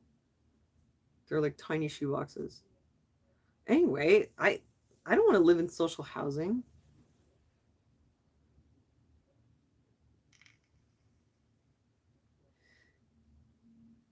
Aaron would probably maybe it would be good for him, but he doesn't want it either because he thinks that when you're in social housing, they're all going to get up in your business, you know? Oh my God, my mom. Yeah, no, her face is like, it's like it's twitching, like her eye is like doing this and her mouth is like, and her hands are shaking. And I videotaped it. Uh, I was going to send it to her guardian, but I didn't even bother. I was just like, what am I going to say, you know? They're going to be like, oh, it's the dementia, but it's not.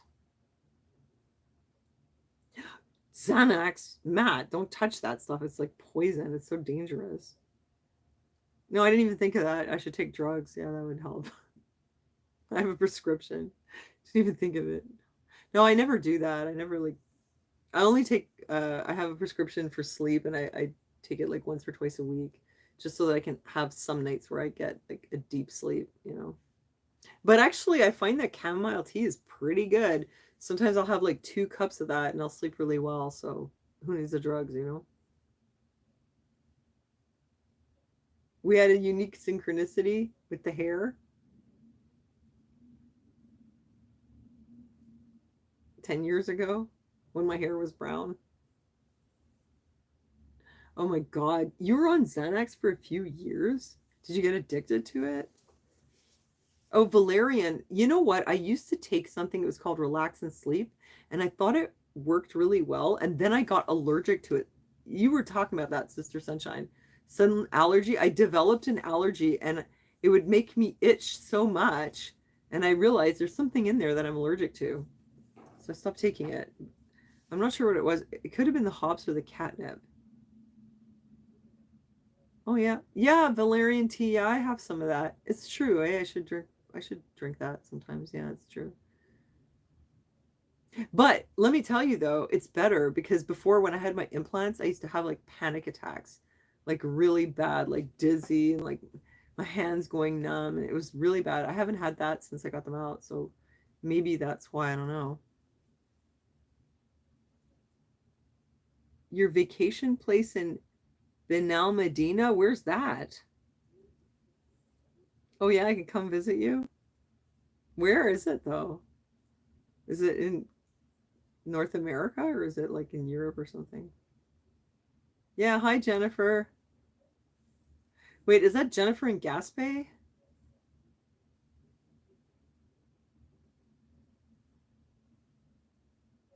Yeah, valerian hops, skullcap, and melatonin. Oh no, got the melatonin. Give me a Jimmy legs. But yeah, valerian and hops. It had that. I can't take a break. I gotta work. Costa del Sol. Where's that? Is that in Spain? Can I come visit you? There's can't come visit you in Spain. I don't even know you. Yeah, I'll come to Spain. Oh, Switzerland. What? Oh, Jennifer M is in Switzerland. Okay. Oh, hey. So do you speak French? Or do you speak Swiss German? Or are you like an American out there? Yeah, it helped getting the implants out. It helped, but it didn't fix everything. I still have problems with fatigue. It's not as bad as it was though. Like I thought I was dying, seriously. That pain that I had. I posted a picture once where it's like I had people in the house and I couldn't even get up. I was lying in bed. I was in horrible pain. It hasn't been like that though. I don't get that like really bad aching that I used to have all the time. Oh, you speak English, French, and German. What do you have to speak mostly in Switzerland? What do they mostly speak? Is it French? I was there, but for a really short time now. I don't remember what I spoke to them. I remember I stopped at the it was at the train station when it stopped in Switzerland, and I addressed the guy in I think it was French first. Okay, good night, Shannon. It's nice seeing you. And he didn't understand, or did I speak English to him? And he was like, oh no English. And then I spoke to him in French, and he's like, no French. So then I spoke to him in German, and he laughed. He was like, how many languages do you speak? I'm like, all of them. All of the ones in Switzerland.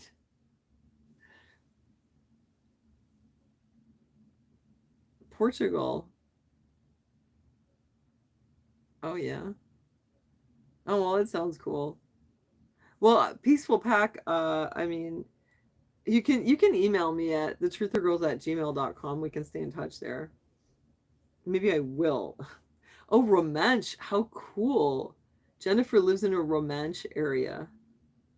So do they still speak Romanche? I think that's so amazing that they have like their own ancient language in Switzerland. That's so exciting.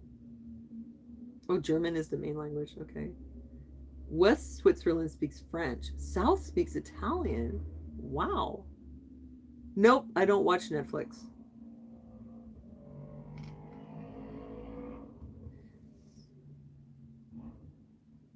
Well, Joey, the hops tea, that's interesting. The problem is I got these Jimmy legs. And so sometimes I'll take things that are very sedating. So I'm like, oh, I'm very tired, but my legs are still going. It seems like I'm on the right track tonight because they're not. Maybe because I'm alert. I don't know. It's like when I get to the point where it's this like a horrible curse. Because what happens is the more relaxed you get, when you get to the point where you're just about to fall asleep, that's when they start kicking every time. As long as you're up and you're as long as your brain is alert, it's quiet. And then as soon as you get relaxed, it's like the opposite of what people think. People think that your legs are jumping because you're like tense or nervous or you can't relax, but it's the opposite. The more relaxed you are, then it kicks in. But I mean, I'm still here. I don't know. I would manage. Yeah, my son too, he's like anti-pharmaceutical. He has a prescription, but he doesn't want to take it anymore.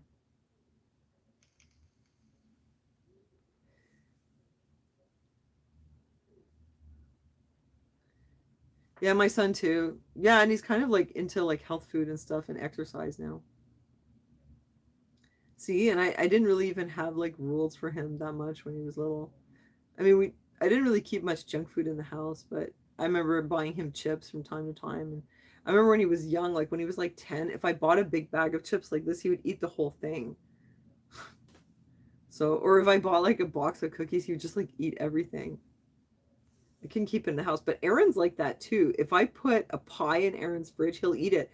At was it Thanksgiving or Christmas when I was doing my Vlogmas? We're like, Ozzy, you ate the pie. He ate the whole pecan pie. We didn't even have it for Christmas because Ozzy ate it. And if I buy ice cream, I can't put it in Aaron's fridge because he'll eat the whole thing.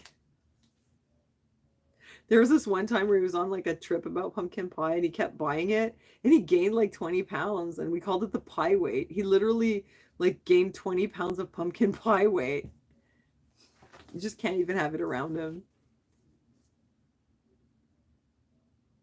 You know what I want to make? I want to make a big tray of apple crisp. I have apples and pears and I want to make a big tray of it. Does he have IBS issues? I think he actually does. Oops, it cut out. Yeah, he didn't before, but I think he has some issues, like anxiety related, that kind of thing. We'll take him down to Mexico and give him a fecal transplant. That'll fix him. That'll fix his little red wagon. Well, my son's problem, like, I don't even regard the autism exactly as a problem. I regard the anxiety as a problem. Oh, cheesecake. Oh, I want to make Oreo cheesecake. Oh, kidney issues? Well, I don't know. I guess there's a lot of different kinds of autism, but my son has a very atypical kind. Yeah, we always call him Ozzy Pam. Isn't he just like Ozzy though? And like the way he mumbles and everything. I want to make Oreo cheesecake. And a girl gave me a really good recipe, but I think it involved Cool Whip. I'm too much of a food snob to use Cool Whip. It's like, no, no. I remember reading on the container of Cool Whip, it says an edible oil product or like a petroleum product or something. I don't want to eat that. I'll make an Oreo cheesecake, but it'll have to be like gourmet. That sounds good. I'm gonna get so fat. I wonder if I've gotten fatter lately. I went up to the Russian grocery store again, and I bought all these Russian chocolates. They're so good. And I was kind of like, who cares? But like, I don't even eat all day, and all day I'm not even hungry. I mean, I'll get hungry, but I'll just feel depleted. But then, like, right around 5 o'clock, it's like hunger just takes over completely. I don't know. Is it just me? Or does anyone else have this? Like, in the morning, I can just have my coffee, a little bit of cream. I'm totally fine. Oh, thanks, Sister Sunshine. Let's hope. Um, and that, oh, okay, good night, Melanie. Thanks for joining us. Yeah, I'm like, all morning I could just have coffee, and then maybe I'll get hungry like around noon or 1 o'clock. I'll have a bit of toast. And then I'm okay, but like by 5 o'clock, oh my God, all of a sudden it's like my whole body's like, feed me. And it's like angry, you know, and it's like it hurts everywhere. It's like I feel like my blood needs something. Like, I don't know, man. I've heard that there's this hormone ghrelin that your stomach produces when you get hungry. And I'm thinking maybe that I only produce ghrelin like at 5 o'clock, and it just makes me feel like horribly uncomfortable and hungry. And then I was thinking, you know, those people you see on My 600 Pound Life, and you're like, how could you eat so much? Like, I wouldn't even be able to eat that much. And they're like, because I'm hungry all the time. Maybe they really are. Maybe they just like produce all this hormone and it just makes them feel like I feel at 5 o'clock, but all day. And I thought, wow, that would be a terrible problem.